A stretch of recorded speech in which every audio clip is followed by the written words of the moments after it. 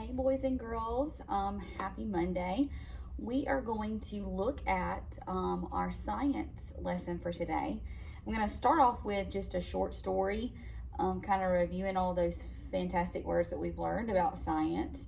So far we've learned about vibration, we've learned about volume, and we also have talked about pitch. Okay, so remember, pitch is a little bit like volume, how you can make low-pitched and high-pitched sounds, just like you can turn the volume up, and you can also turn the volume down. Okay, so I have a neat little book here called Strings in Motion that we're going to look at today.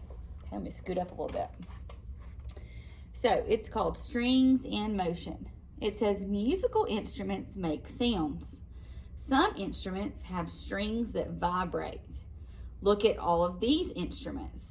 They have 4 or more strings. The player plucks or strums the strings. You may see a familiar instrument there, like that you've seen on TV. We've definitely talked about a guitar.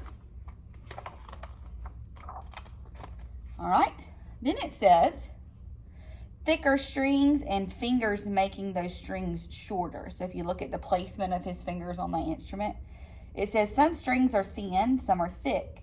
Some strings are long and some are short. The player's fingers can change the lengths of the strings. Long, thick strings can vibrate slowly. Their sound has a low pitch. Short, thin strings vibrate fast. That pitch is high. There was it talking about pitch again. Look at these instruments. Which instrument do you think makes the highest sounds? What do you think? A harp has many strings.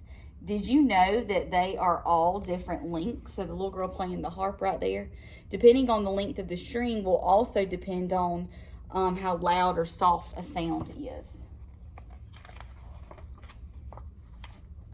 Pianos have strings inside. The player pushes down little blocks called keys. Each key hits a hammer. The hammers hit strings of different lengths. Look inside this grand piano. Which keys make high-pitched sounds? Which make low-pitched sounds? Remember, the difference in the strings and their lengths depends on what sound is going to come out. And the last page has some questions, okay?